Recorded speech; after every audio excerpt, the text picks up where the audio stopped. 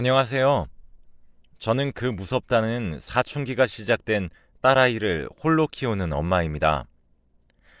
다른 집에선 아이가 사춘기를 시작한다면 부모가 함께 머리를 맞대고 고민하고 서로를 위로하며 보내겠지요. 하지만 딸아이는 저 때문인지 철이 일찍 들어 가슴이 미어집니다.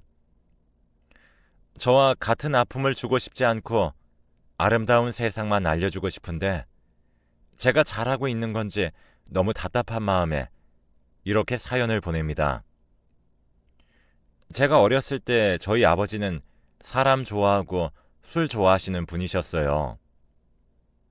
그러다 보니 상대적으로 엄마가 고생을 많이 하셨죠. 그래도 그때는 집에서 웃음소리도 나고 참 좋았었는데 아버지가 보증을 서고 정말 없는 살림이 더 없어지자 아버지는 술만 찾으셨고 엄마는 그 모진 세월을 참고 참으셨죠.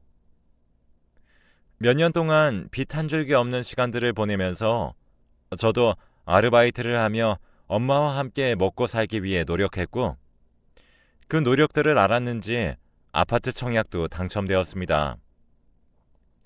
정말 이제 되었다 생각했지만 아니었습니다.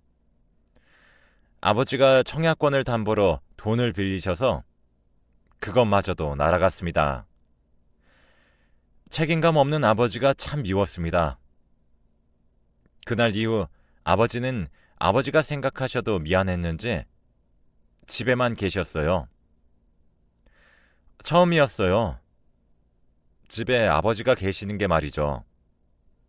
항상 밖에 계셨으니까요. 그런데 참 이상하게 아버지가 집에만 계시기 시작하면서 핸드폰이 자주 울리고 안절부절 못 하시더라고요.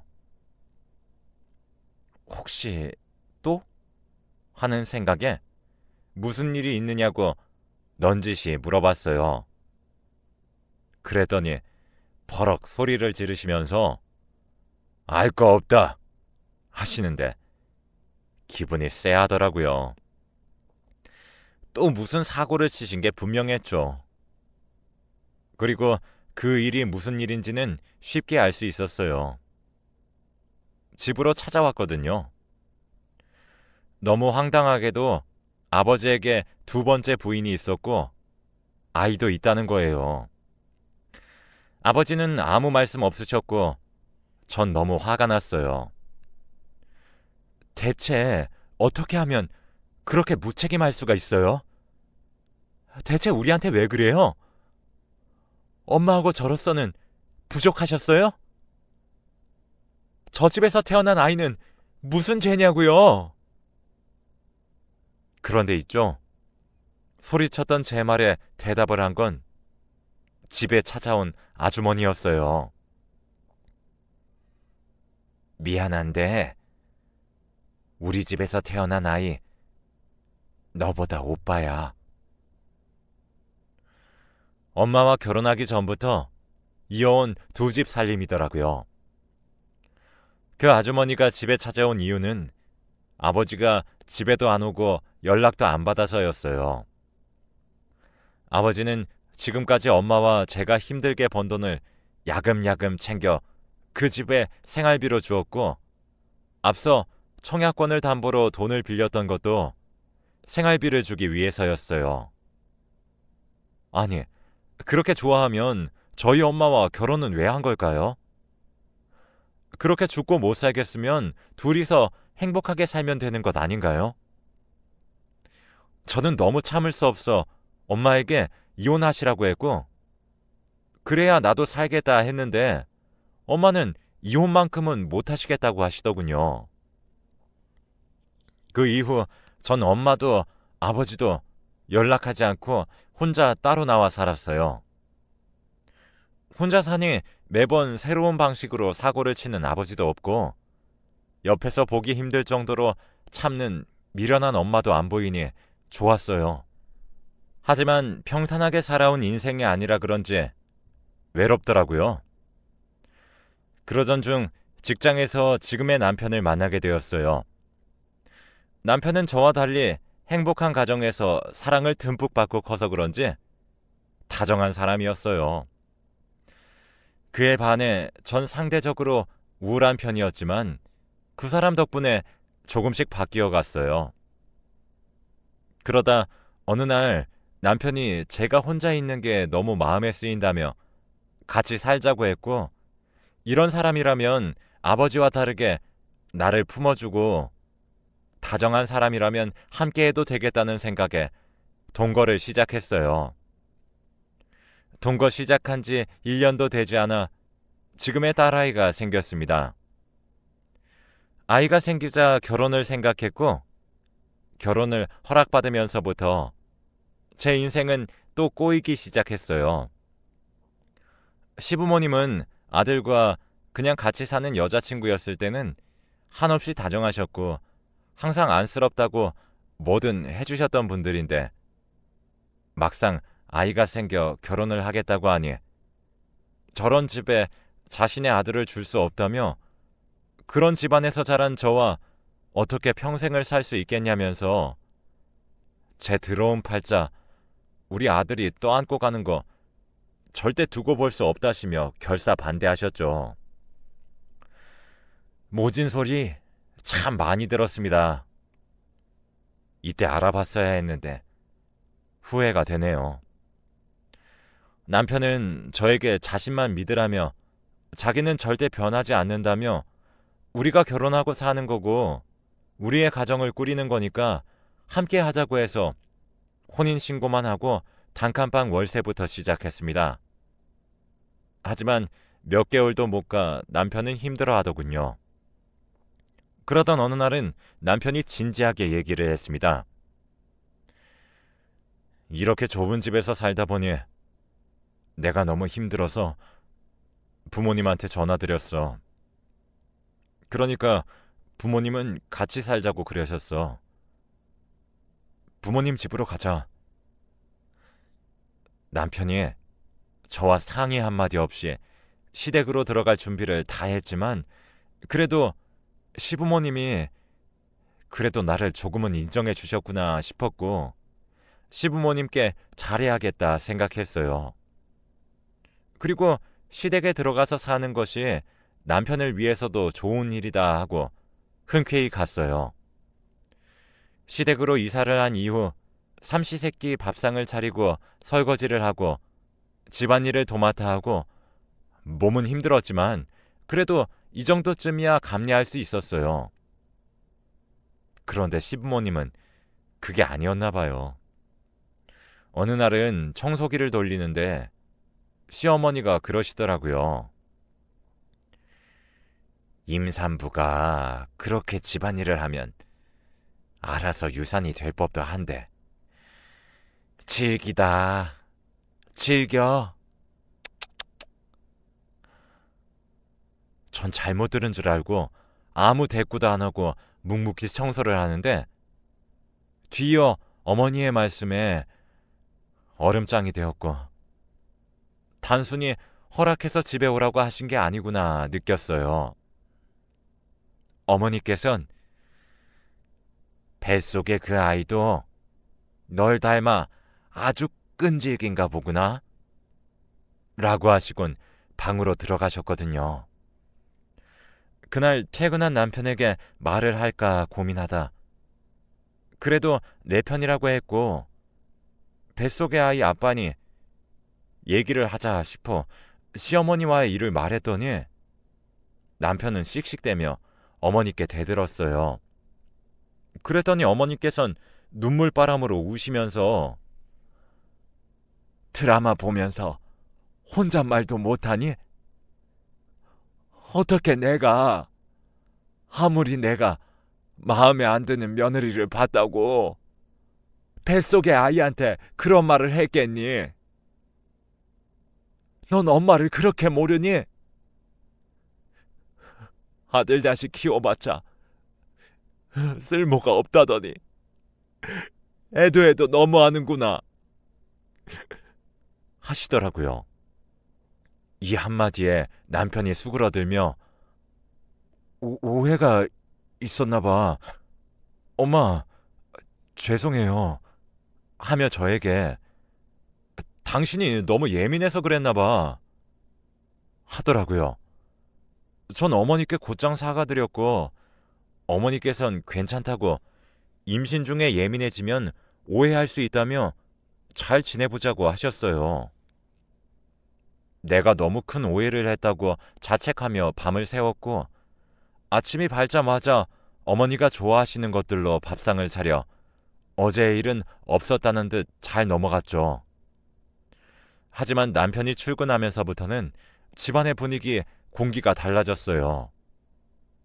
어머니는 보고 배운 게 없어서 그런가? 벌써부터 모자지간 사이를 이간질하고. 대단하구나. 너 닮은 아이 나오면 너처럼 재수 없는 팔자 닮나? 아, 그리고 병원은 너무 자주 가지 마라. 우리 아들이 피땀 흘려 번 돈으로 초음파 보는 거 돈 아깝다. 전 그제서야 알았어요. 어머니가 절 며느리로 허락해서 이 집에 들어오라 하신 것도 아니었고 단순한 오해도 아니란 사실을 말이죠. 그래서 어머니 앞에 무릎을 꿇고 제가 어떻게 해야 하면 되겠느냐 했어요. 그랬더니 어머니께서 너무 쉽게 아이를 지우고 떠나라 하시더라고요. 그때가 임신 7개월이었는데 말이에요. 7개월이나 된 이 아이를 지켜야겠다고, 남편도 좋은 아빠가 되겠다고, 그래서 꼭 같이 잘 키우고 싶다고 했더니 어머니께서 웃으시면서 말씀하시더라고요. 우리 아들이 그렇게 착하다고, 불쌍한 사람 보면 꼭 도와줘야 하는 성격이라 어렸을 때부터 그러더니 커서도 이럴 줄 몰랐다. 단순히 네가 불쌍해서 불우이웃 돕듯이 그런 마음일 거고, 시간이 조금만 더 지나보면 너도 알게 될 거다 하셨죠. 그날 이후 남편이 출근하면 모든 게 마음에 안 드는 시어머니의 독설은 시작되었어요. 한 번은 남편과 있을 때였어요. 어머니께서 다른 시부모들은 며느리가 임신하면 보약을 한 첩 해준다던데 우리 며느리도 보약 한 첩 해줘야겠다. 점심 먹고 한약방 가자 하더군요. 전 어안이 벙벙했지만 알겠다고 하고 남편을 출근시킨 뒤 여느 때와 같이 집안일을 했어요. 그런데 정말 점심때가 되자 어머니께서 한약방에 가자 하시더군요. 어머니도 건강한 아기가 나오길 그래도 소망하시는구나 하고 따라갔어요. 그런데요, 한약방에 가셔서 하시는 말씀이 너무 충격적이었어요. 선생님, 저의 딸이 참 나쁜 일을 당해서 임신을 했어요. 딸아이 몸 건강해지기 싫어 수술은 절대 못하겠고, 혹시 애 떨어지는 한약 있나요? 있으시면 그걸로 한 첩 지어주시겠어요? 하더군요. 너무 소름 돋고 온몸이 굳어 전 아무 말도 못하는데 의사 선생님이 말씀하시더군요. 이미 계열수가 높아 한약으로는 안 될 것 같습니다. 라고요. 집으로 돌아오는 길에 다리가 풀리고 눈물이 한없이 흘렀어요. 진짜 이대로는 안 되겠다 싶더라고요. 내 아이는 내가 지켜야 된다 싶었죠. 그래서 정신 번쩍 차리고 집안일하고 밥도 잘 챙겨 먹었어요. 그런데 그때 어머니께서 말씀하셨어요. 야, 이제 불우이웃 돕기도 조만간 끝나겠다. 예전에 넌 그래도 날씬하니 볼맛이라도 있었지. 지금 네 꼴을 봐라. 너랑 가축 돼지랑 다를 게 뭐니? 하며 밥 먹고 있는 제 앞에 거울을 놓고 가시더라고요. 거울 속에 전 아이를 품어 10kg나 찐 제 모습이 보였어요. 아가씨 때와는 다르게 퉁퉁해진 얼굴과 몸을 보니 참 서럽더라고요. 우리 아이 하나 지켜보겠다고, 우리 가정 한번 잘 만들어 보겠다고 노력한 것밖에 없는데 왜 자꾸 내게만 이런 시련이 생기는 건지 참 서러웠어요. 눈물을 참으며 꾸역꾸역 밥을 먹는 제 모습에 어머니는 역겹다며 방으로 들어가셨어요.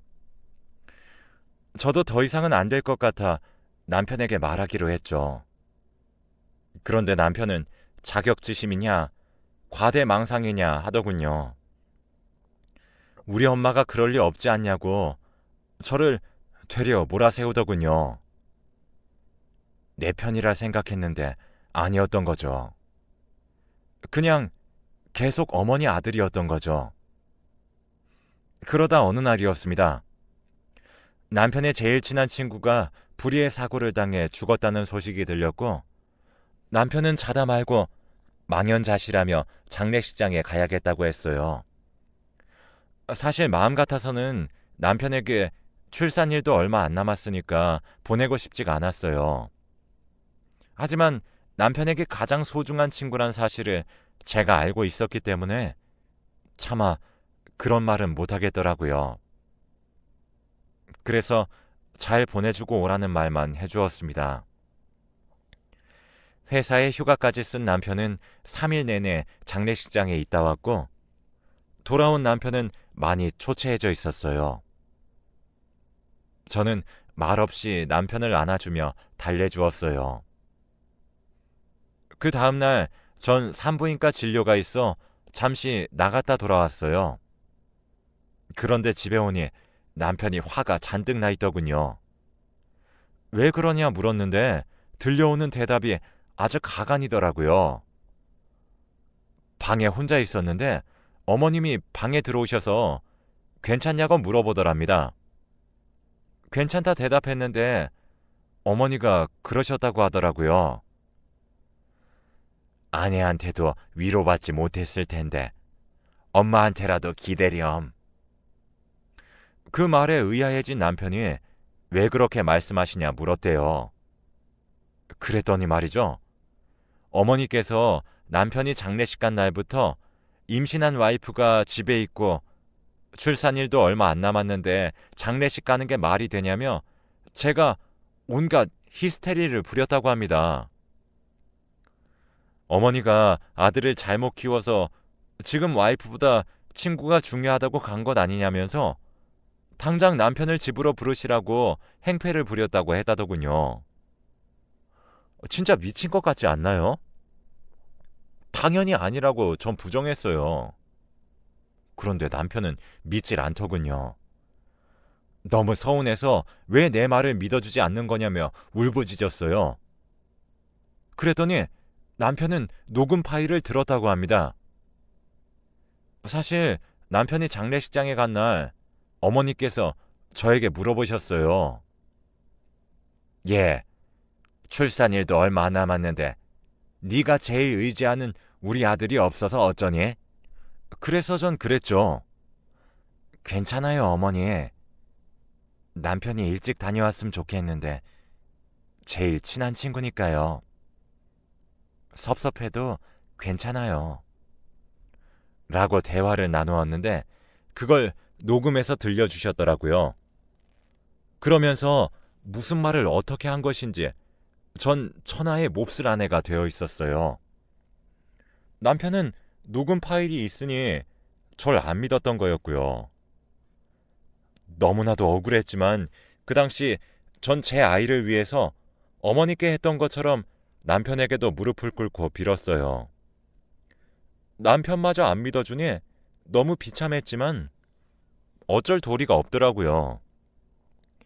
그렇게 비참한 순간에 갑자기 저희 엄마 생각이 나더군요.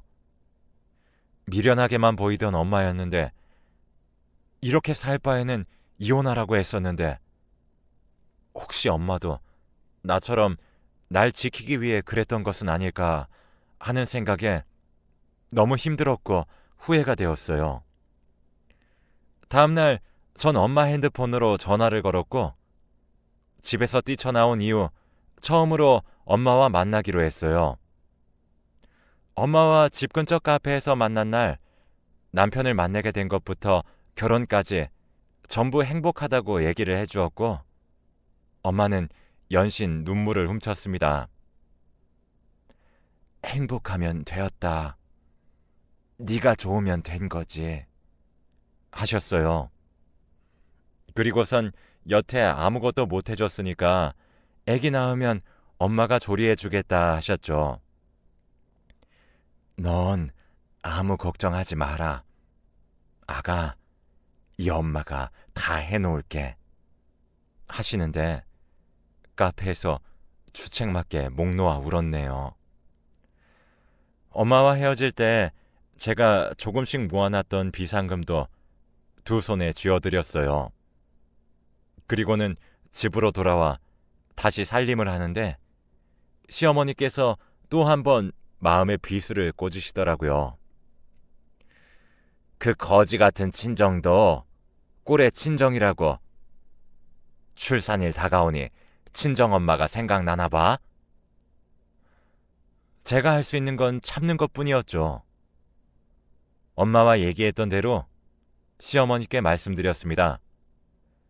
출산하면 엄마가 조리해 주시기로 했기 때문에 산후조리원 비용은 아이를 위해서 쓰고 싶다고 했습니다. 저는 당연히 알겠다고 하실 줄 알았는데 또 한 번 제 예상을 빗나가더라고요. 어머니께선 너 산후조리원 비용까지 우리한테 바란 거였니? 당연한 걸 뭘 선심 쓰듯 얘기하니 넌? 하시더군요. 전 조금씩 제가 모아둔 돈으로 조리를 하려 했다고 하니 어머 얘, 네가 모은 그 돈도 우리 아들이 뼈 빠지게 벌어다 준 돈이지. 그게 어떻게 네 돈이니? 하시더라고요. 너무 서러웠지만 참았습니다. 아이가 나오면 아기들은 다 천사 같잖아요. 천사 같은 아이의 모습을 보면 시부모님들도 마음이 조금씩 변하실 거라고 믿었어요. 그 생각 하나로 참았습니다. 그렇게 참다 보니 어느새 예정일이 다가왔고 남편은 불가피하게 출장을 가게 되었어요. 남편이 가는 날 어머니께 혹여나 아기가 나오려고 진통이 시작되면 119 전화해서 같이 가시던가 너무 긴박하면 아버지가 운전하셔서 같이 좀 가주라고 부탁을 하고 가더군요. 그 부탁이 소용없는 걸 아는 저는 제발 남편이 돌아올 때까지만 뱃속에 있어달라 하늘에 빌었지만 소용없었어요. 남편이 곁에 없는 새에 진통이 시작되었죠. 생애 처음 느껴보는 통증에 너무 무서웠어요. 어떻게 해야 할지 모르겠어서 시부모님 방으로 가려고 하는 순간 양수까지 터져버렸고 벽에 의지한 채 어머니를 불렀고 도움을 요청했습니다. 어머니는 새벽에 참 다 깨우네. 애가 유별나니 그 뱃속에 애도 유별나네 하시며 119에 전화해서 가라고 하시곤 다시 들어가셔서 주무시더라고요. 전 다시 제 방으로 돌아와 혼자 119에 신고하고 혼자 병원에 갔어요. 힘든 진통 끝에 아이를 낳았습니다. 아이를 낳고 남편에게 연락했더니 고생했네.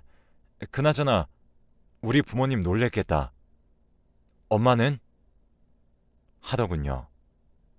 어머니는 집에 계신다 하니 그래, 엄마도 쉬어야지. 벌써 새벽 5시네. 나 내일 중요한 일 있어서 다시 좀 잘게. 하더라고요. 장례식장 사건 이후로 사이가 틀어진 것은 맞지만 그래도 자기 자식인데 딸인지 아들인지 묻지도 않는 남편이 미웠어요.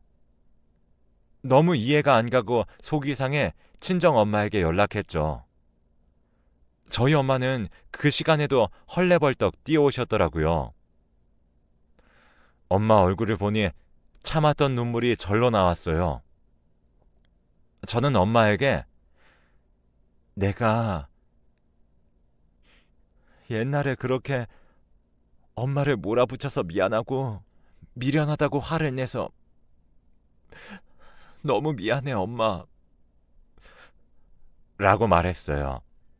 그러면서 엄마가 왜 그럴 수밖에 없었는지 이제는 이해한다고 말을 하며 그간 있었던 모든 일들을 엄마에게 이야기해 주었습니다. 엄마는 제 손을 꼭 잡으시며 묵묵히 들어주기만 하셨어요. 병원에 있는 3일 동안 시댁 식구와 남편은 단 한 번도 오지 않았고 퇴원을 하고 난 이후엔 저는 바로 친정집으로 향했습니다. 친정집에서 보름 정도 조리를 하고 아이를 안고 시댁으로 향했어요. 아이를 낳고 아이를 보면 좋아하실 거란 제 생각에 참 무색해지더군요. 시부모님은 아이를 좋아하지도 않고 아이가 울면 시끄럽다, 똥을 싸면 냄새난다, 화를 내셨어요.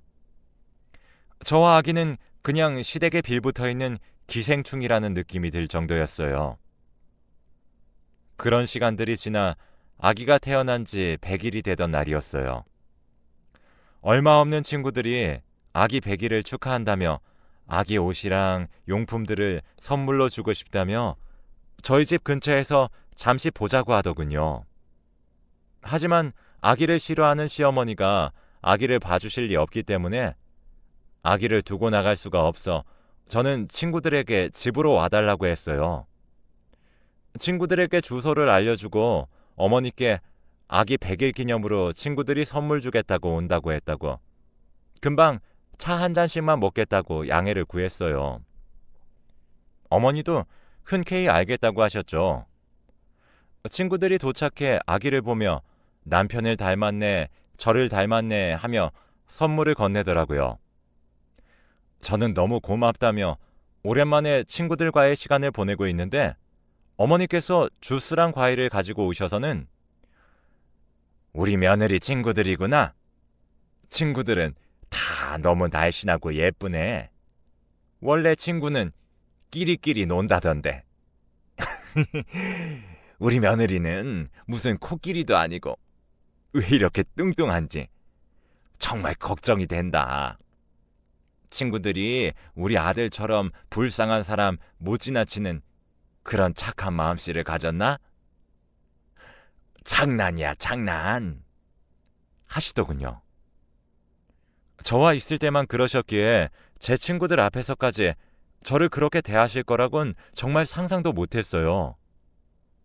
저는 무안하고 당황스럽고 창피해 얼굴이 새빨개졌죠. 제 친구들도 당황한 눈치였습니다. 친구들은 저에게 먼저 간다고 못다한 이야기는 전화로 하자 하며 황급히 집을 나섰고 저는 그런 친구들을 배웅조차 제대로 해주지 못하고 그 자리에 망부석 마냥 서 있을 수밖에 없었어요. 나중에 보니 친구들이 문자로 괜찮냐며 무슨 일이 있느냐며 연락이 왔더라고요. 도움을 필요로 하는 상황이 온다면 연락하라고 하면서요. 제가 시댁에서 이런 모습으로 살고 있다는 것을 들켜 너무 창피했지만 그래도 친구들이 있어 다행이라고 생각하며 어머니께 물어봤습니다. 남편 앞에서 안 그러시는 것처럼 친구들 앞에서도 안 그러실 수 있으셨는데 왜 그러셨냐고 말이에요. 어머니께선 저렇게 밝고 예쁘고 날씬한 친구들이 우리 아들의 짝이 아니고 너 같은 애가 아들 옆에 붙어 있으니 화가 나서 그렇지 하시더군요. 심지어 그런 제가 저랑 닮은 딸을 낳아 더더욱 꼴보기 싫으셨대요. 이제 어머니께 더 이상 저를 허락해달라, 받아달라 안 할 테니까 저희 아기 어머님의 아들 아이기도 하니 조금만 예뻐해달라고 했어요. 남편을 닮은 부분도 있다고 하면서요. 그 이후에도 저의 마음에 꽂힐 비수 같은 말들은 여전하셨어요. 그래도 제 딸아이에 대해서는 조금씩 괜찮아지시는 것 같았어요. 남편은 아이가 태어난 그날부터 첫돌이 될 때까지 일이 힘들다는 핑계로 육아를 하지 않았고 아빠보단 엄마가 더 좋은 거라고 나몰라라 했었어요. 첫돌이 되고 얼마 뒤에 남편은 회사를 퇴직하고 다른 일을 알아볼 거라면서 이제부터 육아도 조금씩 도와주겠다고 했죠. 하지만 말로만 그러더라고요. 그동안 자신이 정말 고생을 많이 했다며 못 가본 곳들 놀러도 다녔고 여가 생활 즐기기 바빴죠. 그렇게 허송세월을 보내고 있는 남편에게 전 말했습니다. 아이가 커가니 일을 해야 돼. 돈을 모아야 독립도 하고 아이도 키우지. 라고 말이에요. 그랬는데 남편은 독립할 생각도 없고 아이의 교육은 학교에서 다 할 테니까 정말 필요한 생필품 살 돈만 있으면 된다고 하더라고요. 그러니까 지금 자기는 좀 놀아도 된다고 더 이상 방해 좀 하지 말라고 말이에요. 그 순간 왜 그리도 저희 아버지가 생각이 났던 건지 아무튼 저는 저라도 일을 해야 한다고 생각했어요. 그래야 내 딸만큼은 저처럼 살지 못하게 할 수 있다고 생각했죠. 집 근처 어린이집을 알아보고 제가 할 수 있는 일들을 찾기 시작했어요. 어린이집은 대기가 너무 길어 힘들었고 경력이 단절된 제가 할 수 있는 일은 아무것도 없었어요. 그렇게 저는 아무것도 할 수 없는 현실에 좌절했죠. 그런데 그때 일자리 찾는 사이트에서 공고를 하나 보게 되었어요. 거기엔 나라에서 자격증을 취득할 수 있도록 지원해준다고 적혀 있었죠. 저는 몇 달간 아이는 친정에 맡긴 후 저는 학원을 다니며 공부했어요. 그렇게 자격증을 취득했어요. 자격증을 취득한 날 제 인생에 이제야 그나마 한 줄기 빛이 내려온 것 같았어요. 이제 면접만 보면 된다. 합격만 하면 열심히 돈 벌어야지. 했어요. 그런데 자격증이 있어도 연락이 잘 안 오더라고요. 연락이 안 오니 불안하고 조급해졌어요. 남편이 계속 일도 안 하고 놀면서 씀씀이만 커졌거든요. 씀씀이가 커지면서 딸아이 기저귀 값으로 빼놓은 돈에도 손을 대기 시작해서 조급했어요. 한 곳만이라도 제발 연락 오기를 바랬어요. 그러던 어느 날 어머니께서 저희 방으로 들어오셔서는 물어보시더라고요. 오늘은 친정 안 가냐고요. 맞아요. 저 자격증 따는 거, 일자리 구하는 거 모두 비밀로 했거든요. 또 뭐라고 하실까봐 친정 간다고 하고 자격증 따고 면접 보러 다녔었는데 친정엔 왜 안 가냐고 물어보시더라고요. 어머니, 제가 살림 등한시하고 자꾸 친정 가서 싫으셨죠? 죄송해요. 앞으로는 안 그럴게요. 그랬더니 저희 시어머니 정말 예상을 할 수 없는 분이셔요. 시어머니께서 말씀하시길 아니, 난 좋다 얘. 친정 가서 자고 오기도 하고 해. 사돈이 아기 좋아하신다며. 가서 좀 있다 오렴. 이 말을 듣고도 전 너무 의아해서 정말요 어머니? 했더니 어머니께선 그래, 네가 집에 없어야 우리 아들이 맘 편히 나이트도 가고 여자도 만나고 하지. 네가 집에 있으면 뭐 되겠니? 하시더라고요. 망치로 머리를 맞은 듯한 기분이었어요. 이건 도저히 참을 수 없어 어머니, 며느리인 저 여기 있잖아요. 아무리 제가 마음에 안 드셔도 그렇지 어떻게 남편이 나이트 가고 여자 만나야 하니 친정에 가 있으라뇨. 정말 해도 너무하시잖아요. 했더니 어머니께서 흥 하고 콧방귀를 뀌시며 방으로 가셨고 제 말 대답에 약이 오르셨는지 어머니는 놀다 들어온 남편에게 아기도 있고 하니 친정에서 쉬다 오라 했는데 알아서 한다고 빽하고 소리쳐서 놀랬다고 공진당을 드시더라고요. 정말 어이가 없어서. 그 말을 들은 남편은 제게 장례식 이후 지금까지 너의 이중인격 같은 모습에 이제 정말 지친다. 당장 어머니께 사과해. 라고 하더군요. 믿고 싶지 않았지만 남편의 말대로 남편은 장례식 이후 저에 대한 마음과 믿음이 사라졌더라고요. 그 말을 들은 순간 전 남편에게 이혼을 요구했습니다. 본인의 아이도 내팽겨치고 와이프인 저의 말도 믿어주지 않는 저 사람을 나만 붙잡고 있었던 것 같아서요. 그랬더니 그 자리에 있던 시어머니는 결혼하고 처음으로 저를 향해 미소를 띄우셨어요. 남편도 기회는 이때다 싶었는지 지금 말 나온 김에 법원 가자 하더라고요. 같이 법원에 가서 합의 이혼서를 내고 나왔어요. 아이가 있으면 3개월 정도 숙려기간이 주어지더군요. 숙려기간이 필요했을까 싶을 정도로 남편은 더 활기차게 유흥을 즐겼고 전 친정집에서 목이 빠져라 일자리 합격만을 기다렸습니다. 왜냐하면 남편이 양육비를 지급할 수 없다고 했거든요. 일도 안 하는데 어떻게 주냐며 줄 돈이 없다고 하면서 유흥비로 흥청망청 돈을 썼죠. 저는 아이 기저귀에 옷 한 번 사줄 돈이 없어 먹는 거, 입는 거 줄여가며 생활했었거든요. 돈이 없어 양육비를 지급할 수 없다는 남편은 100만 원짜리 패딩을 사입더군요. 그때 알았어요. 내가 너무 바보 같았다고. 저런 사람을 믿고 가정을 꾸렸고 내 아이의 아빠라고 믿으며 내가 노력하면 변할 거라고 생각했었던 내가 바보였다고. 그날 이후 전 내가 나부터 아끼자는 마음으로 피 터지게 운동해서 임신하기 전 모습으로 돌아왔어요. 그러다 보니 사라졌던 자신감도 생겨 일자리도 얻게 되었어요.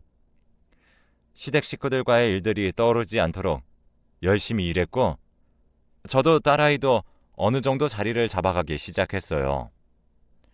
그런데 딸아이가 6살이 되던 해 남편은 아이가 보고 싶다며 뜬금없이 연락을 해왔고 저는 여태 양육비 한 번 안 줬으면서 뭘 보고 싶냐고 무슨 꿍꿍이냐고 물었더니 그냥 시간이 지나면서 저의 소중함을 알았다고 아이도 어떻게 크는지 함께 보고 싶다고 재결합 얘기를 하더군요.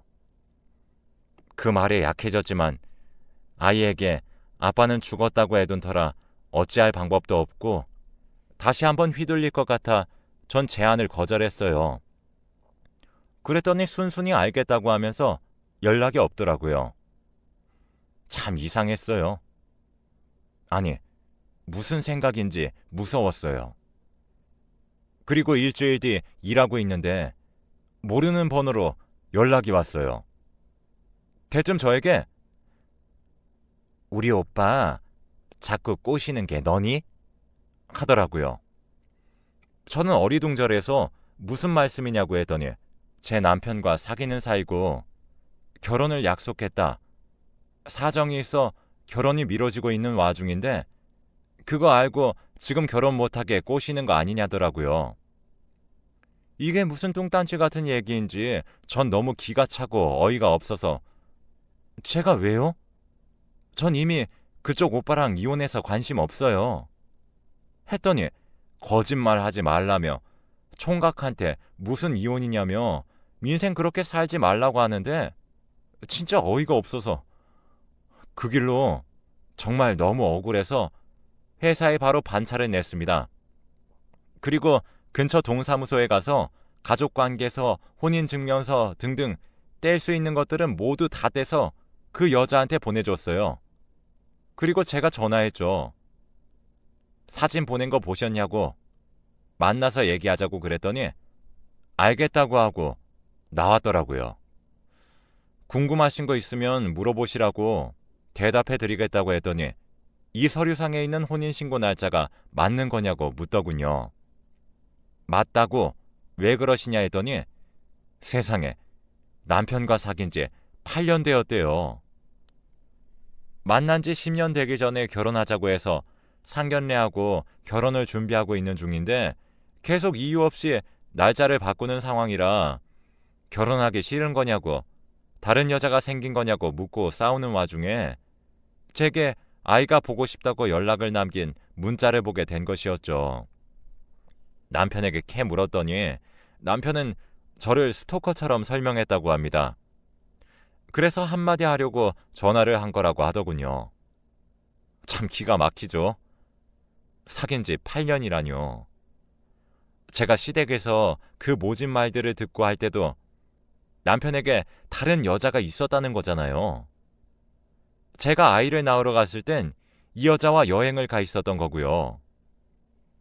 그리고 또 소름인 사실은 사귄 지 1년 정도 되었을 때부터 어머니와 알고 지냈다고 하더군요. 시댁 식구들 모두 알고 있었던 거예요. 이 여자의 존재를요. 어머니가 좋아하실만 하더라고요. 어머니가 항상 말씀하셨던 있는 집 딸에 참 예쁘더라고요. 그래서 저에게 그렇게 하셨던 거겠죠. 전 한 사람의 인생을 구원해야겠다는 마음 하나로 그 여자에게 시댁에서 있었던 일을 얘기해줬고, 모든 이야기를 들은 그 여자는 눈물을 보이며 남편이 저에게 아이 보고 싶다고 한 날이자 다시 만나자는 재결합을 하자고 한 날이 상견례를 한 날이라고 하네요. 이래라 저래라 할 수 있는 입장도 아니니 잘 판단하셨으면 좋겠다는 말과 함께 자리에서 일어나 집에 와서 펑펑 울었어요. 왜 눈물이 났는지는 모르겠지만 눈물이 나더라고요. 그 사람 하나 보고 계속 버텼는데 그것도 아니라고 하니까 그랬던 건지, 그 이후 알고 싶지도 않았는데 남편이 화를 내며 전화가 왔어요. 저 때문에 파혼당했다고 제가 안 해도 될 말을 해서 그랬다면서요. 전 다 당신이 자초한 일이라고, 당신이 이렇게 화를 내며 전화할 정도로 그 여자가 그렇게 소중했음 상견례 날 나한테 연락을 하면 안 되는 거 아니었냐고 하고 끊어버렸네요. 그날 이후 지금까지 남편의 연락은 없어요. 전 많이는 아니지만 제가 일해 받은 월급으로 딸아이와 친정엄마와 함께 헤쳐나가고 있습니다. 저의 이런 인생사 때문에 딸아이가 일찍 철이 든 걸까요? 제 딸아이만큼은 저와 다르게 좋은 것만 보고 듣게 해주고 싶은데 아이가 커갈수록 이게 맞는 건지 아닌지 참 알고도 모르겠지만 그동안 어려웠고 힘들었던 만큼 딸아이와 저, 그리고 저희 엄마에게도 행복이 올 거라고 믿고 있어요. 그리고 한 번도 이렇게 터놓고 얘기하지 못했었는데 이렇게 말하고 나니 홀가분하네요. 저보다 더 힘드신 분들, 덜 힘드신 분들도 계시겠지만 우리 모두 행복해지면 좋겠어요. 우리 모두 행복해져요.